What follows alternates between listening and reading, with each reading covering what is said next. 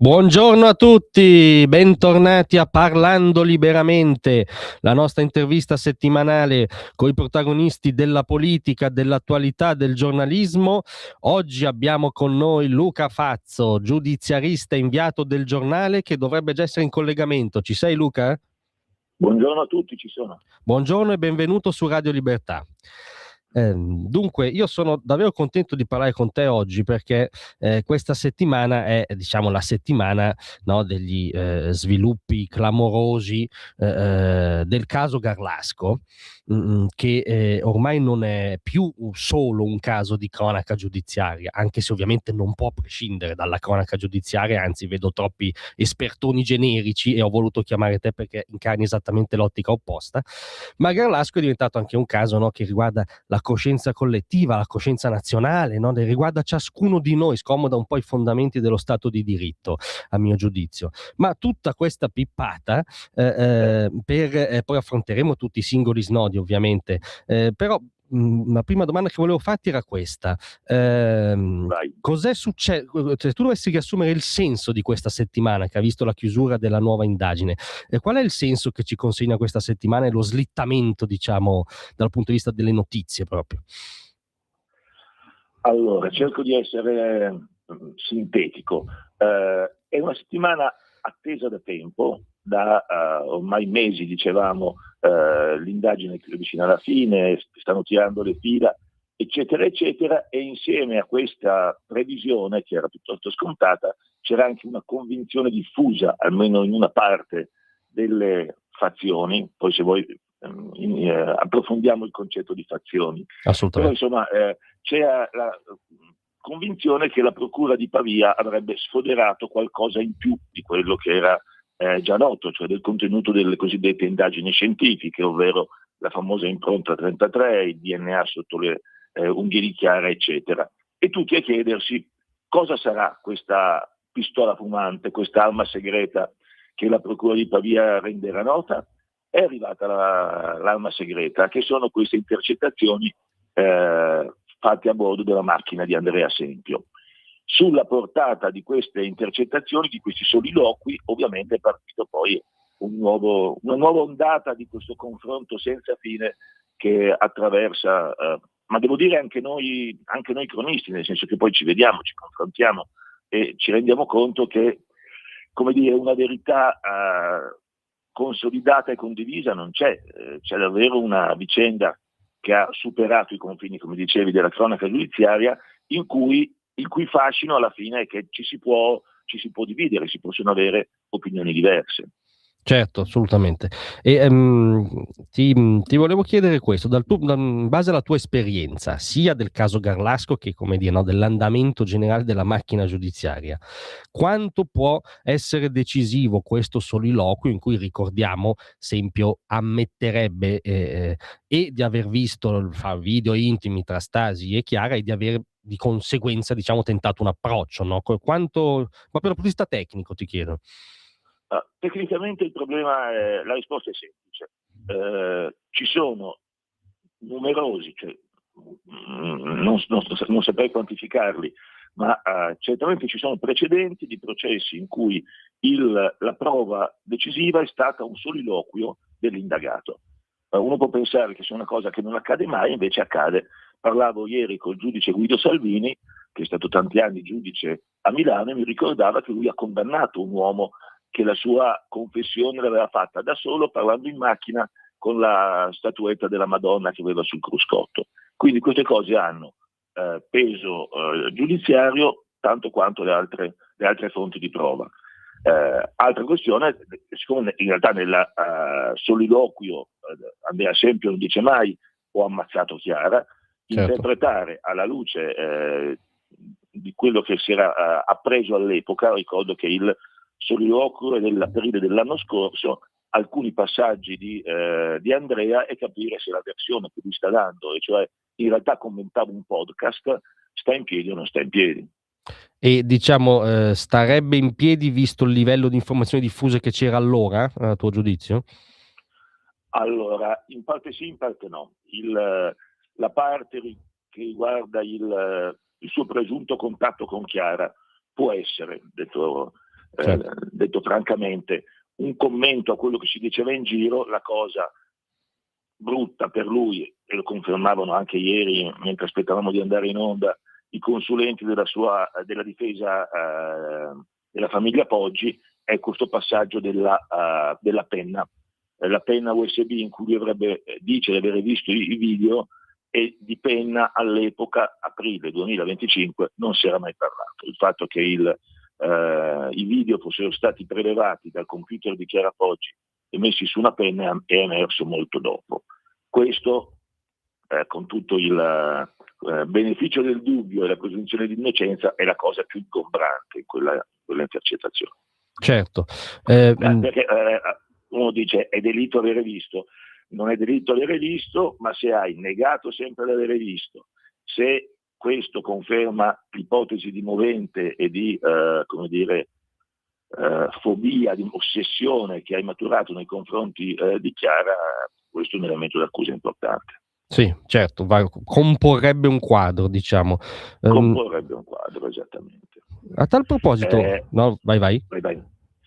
Non so se volevi arrivarci tu a comporre il quadro, anche lì con tutto il beneficio del dubbio contribuiscono anche l'altra cosa emersa di recente, che sono i messaggi di Andreas, ovvero di Andrea Sempio, sui blog per seduttori italiani, che sono in alcuni passaggi sconvolgenti e diciamo dal punto di vista personologico combaciano abbastanza col profilo di uno che sviluppa un'ossessione sessuale. Certo, ci vuoi ricordare le cose che, come dire, ti hanno colpito di più di questi interventi?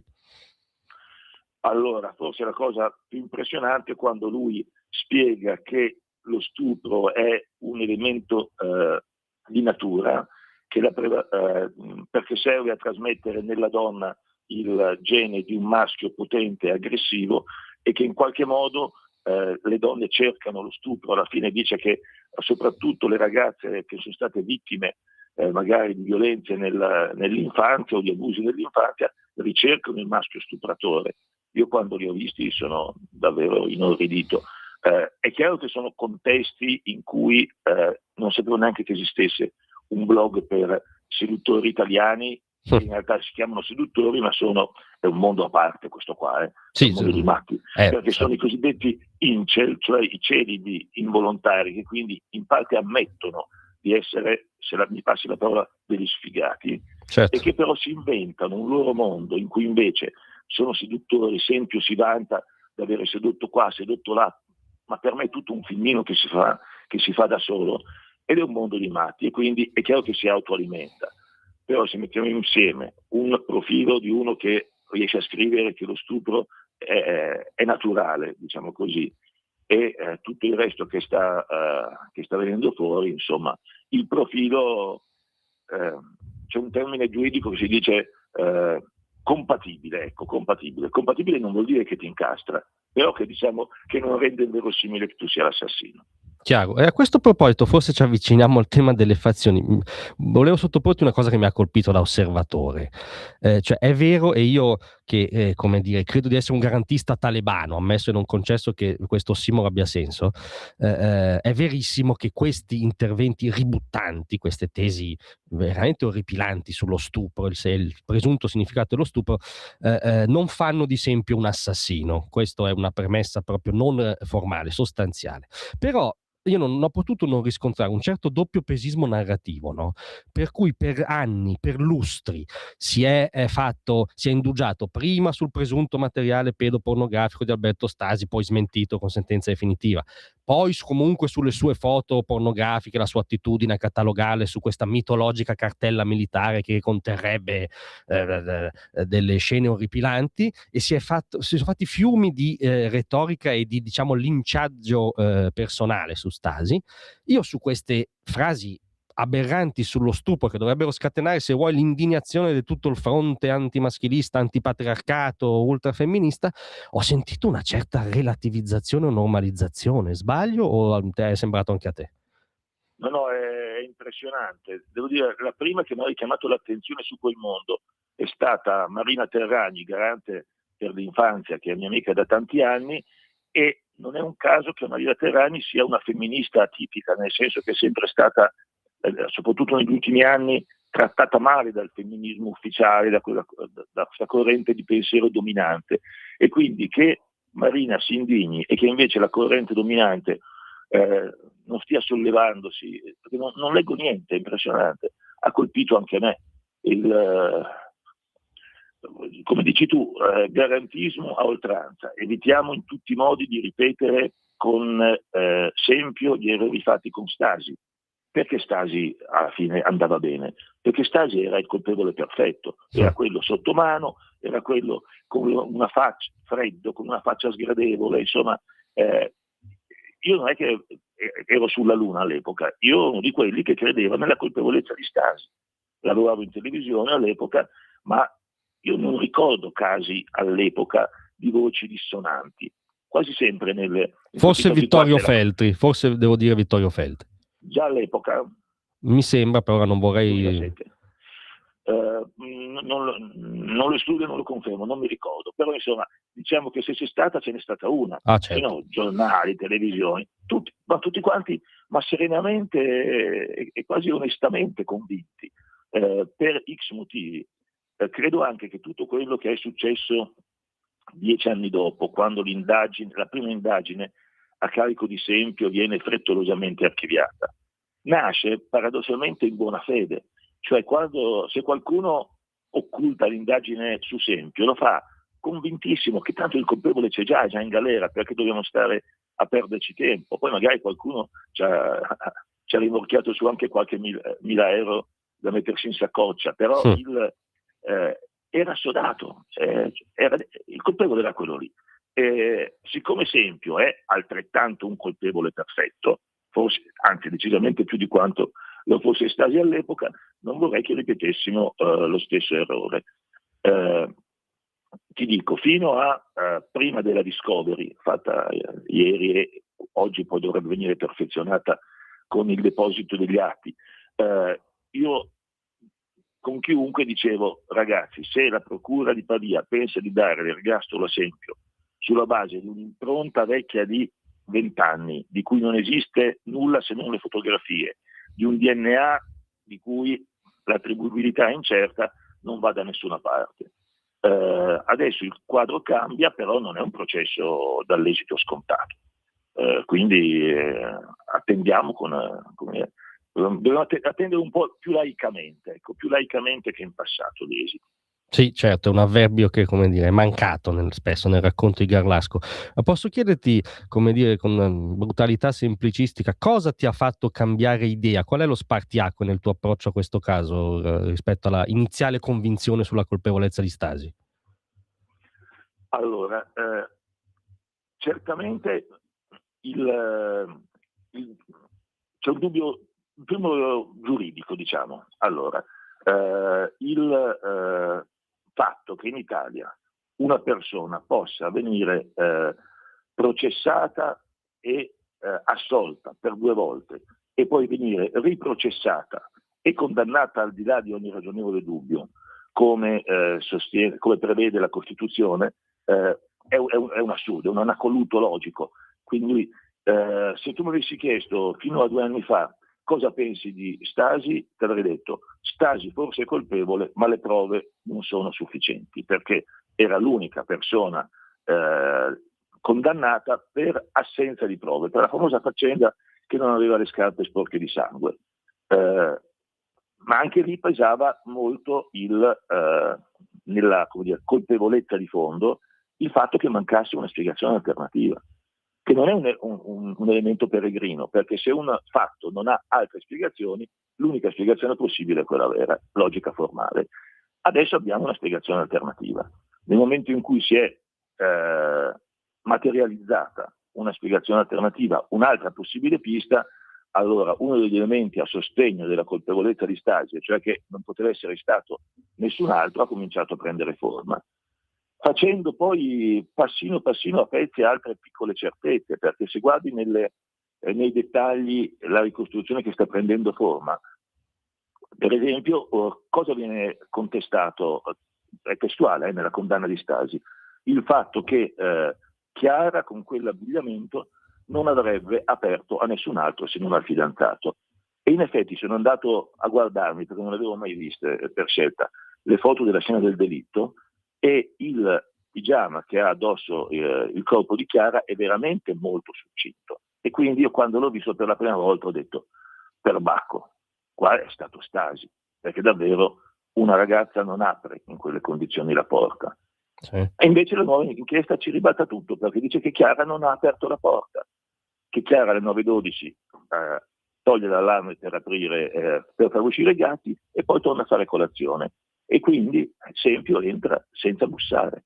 Quindi, come vedi, sono piccole certezze che si erano consolidate, date per scontate, che un po' alla volta invece vengono erose. Liquefarsi, diciamo, sì, o vengono erose. Certo. Facciamo solo una pausa di 30 secondi per un mini spot, ma torniamo subito con Luca Fazzo.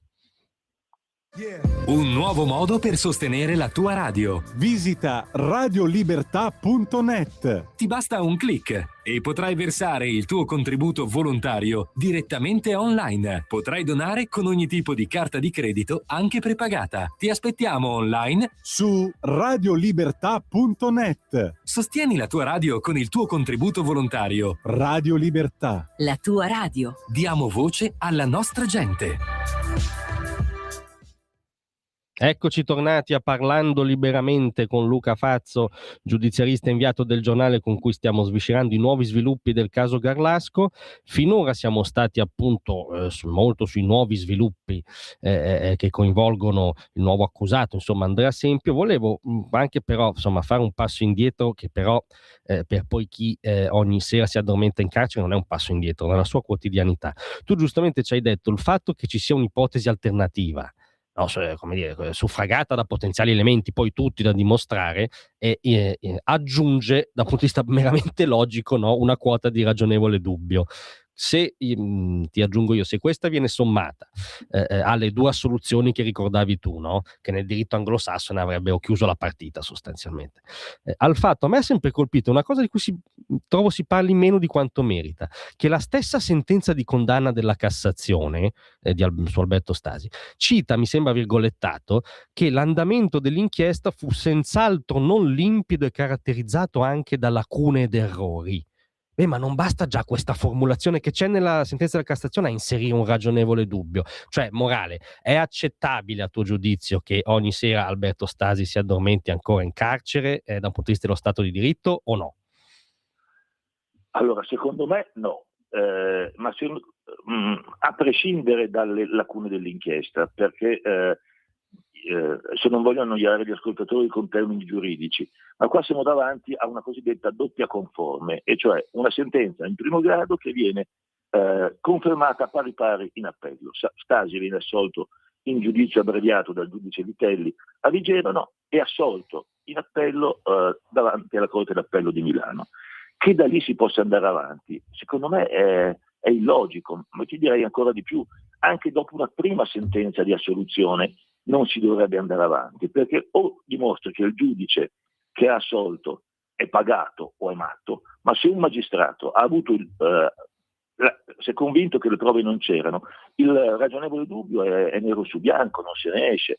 Vorrei ricordare che una modifica legislativa voluta da Berlusconi all'epoca, e che con qualche verosimiglianza venne definita una legge ad personam, però introduceva questo principio di civiltà giuridica, e cioè che le assoluzioni non erano impugnabili.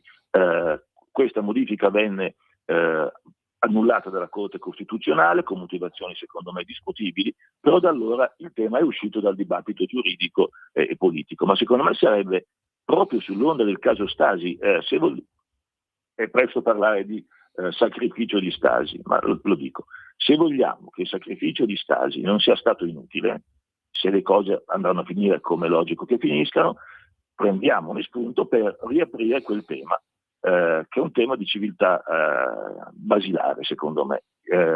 Dopodiché voglio ricordare che le lacune sottolineate dalla Cassazione nella sua sentenza di condanna sono quasi piccola cosa rispetto a tutte le ulteriori lacune che stanno emergendo nel corso di questi mesi, cioè saltano fuori cose inverosimili.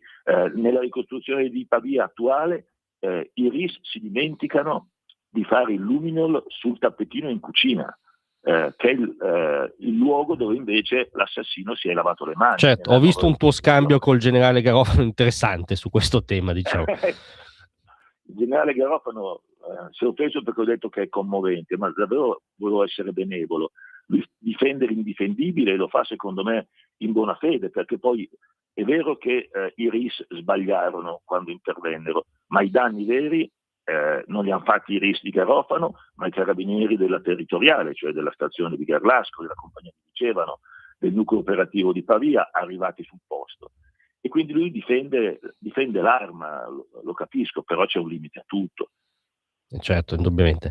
A proposito del nuovo, come dire, percorso, no, che si aprirebbe per Stasi, oggi insieme a Rita Cavallaro firmi un retroscena sul Giornale in cui, semplifico, si innescherebbe, no, un percorso parallelo ma che poi va a convergere, a parte uno dei suoi avvocati ovviamente, 2 della Procura Generale di Milano che potrebbe sboccare nella revisione. Ci vuoi descrivere, perché uno si chiede anche ora, ammesso che, e ormai sembra comunque verosimile, sei imprigionato in un incubo, quali sono i passaggi per uscirne adesso? Allora, c'è un tema che riguarda il solo Stasi, un tema che riguarda anche il processo a Sempio. Partiamo da Stasi. Sia la difesa sia la Procura Generale di Milano stanno avviando entrambi l'iter di revisione, anche se nessuno me l'ha confermato. Io considererei ovvio che l'una o entrambe accompagnino l'iter di revisione, come consente il codice, con la richiesta nel frattempo di sospendere l'esecuzione della pena di Stasi. E cioè Stasi secondo me deve uscire domattina. Certo. Poi se la revisione viene respinta e se Sempio viene assolta, torna a scontare la sua pena. Ma che vada a dormire in carcere tutte le sere in questo momento non ha alcun senso. I tempi non sono brevissimi, la difesa di Stasi credo che acquisisca oggi, se la sua istanza viene accolta, gli atti dell'inchiesta a Sempio. La Procura Generale di Milano ci metterà anche lei sui tempi, cominciamo a metterlo fuori. Più complicato è gestire intanto il caso Sempio, perché in realtà la teoria dei binari paralleli può produrre anche scenari insensati, perché si fanno in contemporanea il processo di revisione a Stasi a Brescia e il processo per omicidio a Sempio a Pavia, e se poi le cose vengono decise diversamente, come è possibile, dai 2 giudici si crea un contrasto tra giudicati complicato. Per me il percorso più ovvio, però sono abbastanza in minoranza, sarebbe che Pavia si fermi, ha fatto l'avviso di fine indagini, ha messo gli atti a disposizione, oggi li conosceremo tutti quanti, e si congela. Nel frattempo si avvia l'iter di Stasi, finita la revisione di Stasi con, io penso, la soluzione di Stasi, si riparte col processo a Sempio. Avevo il dubbio che questo ponesse problemi di prescrizione, perché depurato dalle aggravanti, se vengono tolte le aggravanti contestate attualmente a Sempio, il delitto di Garlasco si prescrive tra 2 anni, che sono un tempo breve per portare a casa 3 gradi di giudizio, ma in realtà mi hanno fatto presente che l'invito a comparire fa ripartire i termini, quindi quel rischio non c'è. Allora io direi, per la serenità di tutti, il percorso più logico sarebbe fermare Sempio e fare la revisione di Stasi, però non è affatto detto che i magistrati mi diano retta. Sì, no, beh, la logica non è detto che prevalga sempre, via, mettiamola così. Sì, non sempre. Invece, senti, da un punto di vista logico, proprio secondo me si impone, cioè, la necessità di una domanda che è un po' un elefante nella stanza, che va fatta ovviamente col massimo rispetto umano, che è la domanda, diciamo, e lo dico in modo descrittivo, non valutativo, è un dato di cronaca, no? Sull'atteggiamento, diciamo, reiteratamente granitico della famiglia Poggi e anche del fratello sulla, diciamo, totale stranità di Sempio e sulla veridicità della sentenza Stasi. Anche ho visto che sono addirittura emerse degli scambi durante l'interrogatorio di Marco Poggi, in cui lui accuserebbe i carabinieri di volerlo influenzare, e i carabinieri parlano di quasi di un dovere di difesa d'ufficio che Marco Poggi eserciterebbe su Sempio. La domanda veramente parte da una descrizione, non c'è nessun elemento di giudizio. E tu come ti spieghi questo atteggiamento della famiglia della vittima? Allora, la prima cosa che voglio dire è che in qualche modo questo atteggiamento è benefico, e cioè avere una voce critica che non sia solo quella ovvia della difesa Sempio sull'operato attuale della Procura di Pavia aiuta tutti quanti a vedere le cose in modo più critico, a non ripetere lo sbaglio di acriticità commesso nel caso di Stasi, e quindi che ci sia una voce imparziale e anzi addirittura, come dire, da cui ci si aspetterebbe comportamenti diversi, che sottolinea. Oggi c'è l'intervista sul Corriere all'avvocato Campagna, l'avvocato della famiglia Poggi, insieme a Pizzoni, che solleva una serie di dubbi legittimi. Allora, avere un Grillo che fa le obiezioni agli sviluppi, secondo me all'inchiesta fa bene, a noi fa bene. Dopodiché, se questi dubbi dei Poggi stanno superando la ragionevolezza di fronte agli sviluppi, che in alcuni passaggi secondo me è vero che è così, perché come ce lo spieghiamo? Ci sono spiegazioni, come dire, emotivo-psicologiche, e cioè hanno elaborato il lutto con fatica, accettando il fatto che il ragazzo che era in casa con loro, che era a fianco a loro al funerale di Chiara, fosse un assassino. Rimettere in discussione questa elaborazione del lutto è faticoso. Può essere così, certamente io non credo alle fanfaluche dette in questi mesi sul lato oscuro di Marco Poggi, sui rapporti con Sempio, quelle sono tutte chiacchiere da blog di cui possiamo serenamente dimenticarci. Assolutamente. Per cui io mi fido di questa spiegazione che è forse banale, e però, ripeto, va bene che sia così, va bene che loro siano ostinati, che loro dicano quello che non li convince, perché questo costringe tutti quanti a vedere se davvero le cose convincono o non convincono. Chiarissimo.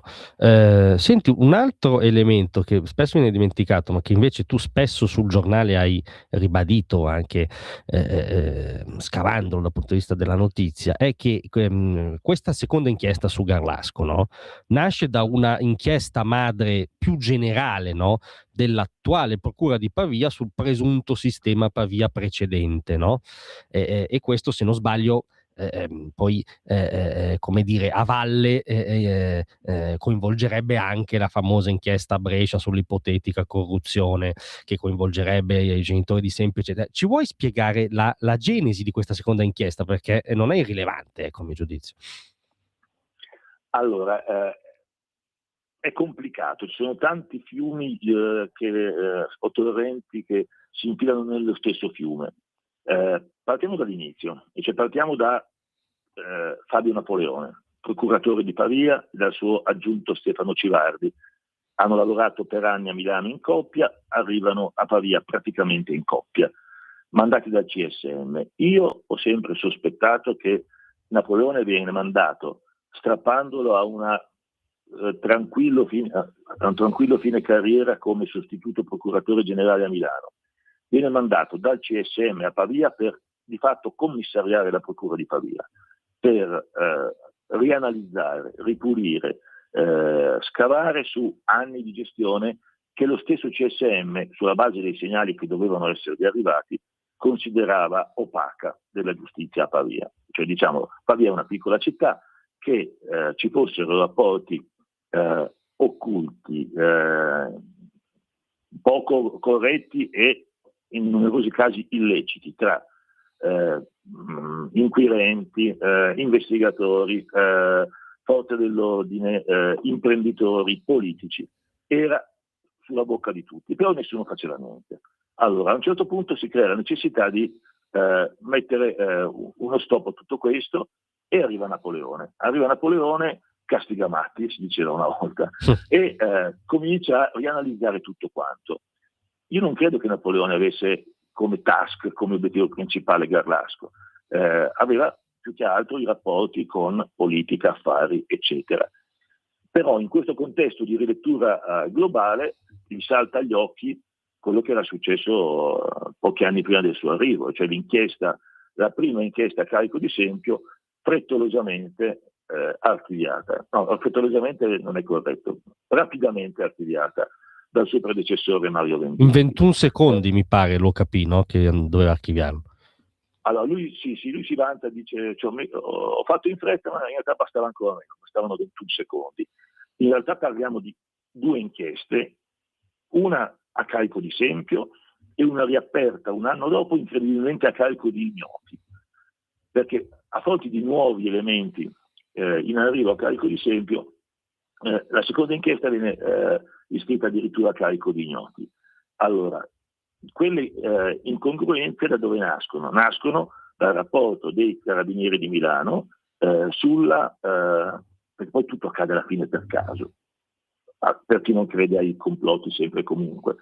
Quando Giada Bocellari, difensore di Alberto Stasi, si accorge che la seguono, che la pedinano, che le stanno addosso, fa denuncia e la denuncia arriva sul tavolo a Milano di un fuoriclasse, Alberto Nobili, PM con 100 anni di esperienza addosso, che non si limita a verificare e cercare di capire chi era che molestava la Bocellari, cerca di capire il perché e si mette a rileggere Garlasco e insieme ai carabinieri del nucleo operativo produce la prima informativa che indica tutte le magagne dell'inchiesta, all'epoca comprensibili, poi ce ne sono aggiunte delle altre. Allora, questa sinergia di caso, Bocellari, Nobili, e di necessità, diciamo, CSM, Napoleone, ha creato la macchina perfetta per rileggere Garlasco. Chiarissimo. Come dirti, tu credi che andrà avanti anche quel filone che riguarderebbe la presunta corruzione finalizzata ad archiviare appunto frettolosamente Sempio? Allora, io ero convinto che, visto il lungo silenzio della Procura di Brescia, che conduce l'indagine a carico di Venditti insieme al papà di Sempio per la corruzione sull'omicidio di Garlasco, ma anche quella su Venditti e su un altro ex PM per il cosiddetto sistema Pavia, il lungo silenzio della Procura di Brescia mi faceva ipotizzare che in realtà non stessero trovando granché, anche perché la Cassazione le aveva tolto 2 volte, eccetera. Invece apprendiamo ieri che una serie di intercettazioni compiute da Brescia nell'indagine sulla corruzione giudiziaria per il caso Garlasco sono state depositate negli atti di Pavia a carico di Sempio. Questo, aspettiamo di leggerlo, spero oggi, mi fa ipotizzare che qualcosa di rilevante di dentro sia emerso. Ovviamente la colpevolezza, se così è, di Sempio, come dire, diventa anche un movente per l'ipotetica corruzione, nel senso che passino indietro, diciamola tutta. Se Sempio è colpevole, per me è molto improbabile che i genitori non sapessero nulla, perché certo. I genitori sono parte della macchina che li costruisce l'alibi, i genitori ci vivono insieme, i genitori lo conoscono. Ovviamente i genitori non possono essere perseguiti né per avere se hanno mentito, né per averlo aiutato se hanno aiutato, perché il codice libera i genitori da questa responsabilità. Sono perseguibili il padre, attuale indagato, se corrompono gli inquirenti. Io non escludo che se c'è stata una stecca si sia fermata a livelli più bassi di Venditti. E però questo, vediamo un po' le intercettazioni cosa dicono. Sul sistema Pavia, che secondo me è la cosa, come dicevo, che stava soprattutto a cuore a Napoleone all'inizio, molti interrogatori sono stati fatti, molte zone d'ombra ci sono, una per tutte il rapporto tra la procura di Pavia, i carabinieri di Pavia e la famiglia che aveva il monopolio delle intercettazioni a Pavia, che è stato consolidato recentemente in un avviso di fine indagini di un filone laterale. Lì ti dico, vediamo cosa salta fuori, però lì siamo un po' nell'universo mondo, hanno interrogato persino il presidente della regione Lombardia, insomma, Sì, sono più lunghi. Certo, chiarissimo. Senti, in chiusura vorrei sterzare completamente e farti invece una domanda, diciamo, non tecnicistica. Volevo chiederti, tu hai avuto occasione di conoscere umanamente Alberto Stasi, di farti un'idea della persona? No, mai visto in faccia in privato, mai parlato. La persona C'è un dettaglio su Stasi, sul suo carattere, che è importante secondo me, perché spiega alcune cose. E cioè, quando è iniziata a prendere forma l'ipotesi dell'ossessione di qualcuno per Chiara Poggi, poi abbiamo scoperto di recente che c'è un verbale di una delle sorelle K che ricostruisce in modo impressionantemente fedele alle risultanze attuali l'esistenza di uno stalker, chiamiamolo così con termine moderno. Io mi sono detto, ma figuriamoci se Chiara aveva qualcuno che la molestava, se non andava a dire ad Alberto. E qualcuno che conosce bene Alberto mi ha detto, ma tu non conosci Alberto. Se Chiara andava ad Alberto, quello rompiscatole com'è faceva un casino. Cioè, rompiscatole non è un complimento, però in quel contesto lo è, perché è un preciso, è un apparente freddo. Ecco, è uscita una bellissima lettera della professoressa di Stasi che gli scrive e dice: io mi ricordo che gli sudavano le mani durante l'interrogazione. Questo dettaglio è stato anche utilizzato dalla difesa di Stasi per dire se era sul luogo del delitto anche il suo DNA usciva dalle mani, perché se sudava durante le interrogazioni, figuriamoci quanto sudava mentre ammazzava la fidanzata. Quindi un apparente freddo, uno che vive in un contesto di regole. Ho scoperto di recente che i detenuti ad alto impatto mediatico li mettono tutti nel carcere di Bollate. Se fa l'elenco dei detenuti di Bollate ha impressione perché ci sono Sempio, Stasi, Bossetti, Rosa, i fratelli Savi, Steganin, sono tutti lì. E questo pone un problema, perché gestire un detenuto che viene da un'esperienza di visibilità mediatica è complicato con gli altri detenuti che si vedono arrivare il collega VIP, ma è complicato anche col singolo detenuto, chiamiamolo VIP, che arriva lì e che deve liberarsi della sua figura mediatica per entrare nella normalità. Questo per dire che mi hanno detto Stasi è perfetto, perché Stasi, convinto di essere innocente, mai smosso dalla sua convinzione, ha affrontato il percorso rieducativo che paradossalmente per i detenuti che si protestano innocenti è più difficile, certo. Perché il detenuto che confessa lo porti a elaborare il percorso che l'ha fatto diventare un assassino, eccetera. Eppure Stasi l'ha affrontato e l'ha compiuto, e abbiamo visto Stasi cambiare. Quindi un amante delle regole, diciamo così, un amante delle regole che si è ritrovato in una storia enorme, se è innocente, devo dire, ha retto questa vicenda in un modo che io non sarei riuscito a reggere. Indubbiamente sì. Con una forza di fondo che è ammirevole. Indubbiamente, e comunque la nostra categoria, insomma, un vaghissimo esercizio di autocritica dovrà pur farlo, via, ecco, possiamo chiudere così. Ti ringrazio molto di essere stato con noi. Grazie a voi. Ciao Luca, buon lavoro. Buona giornata.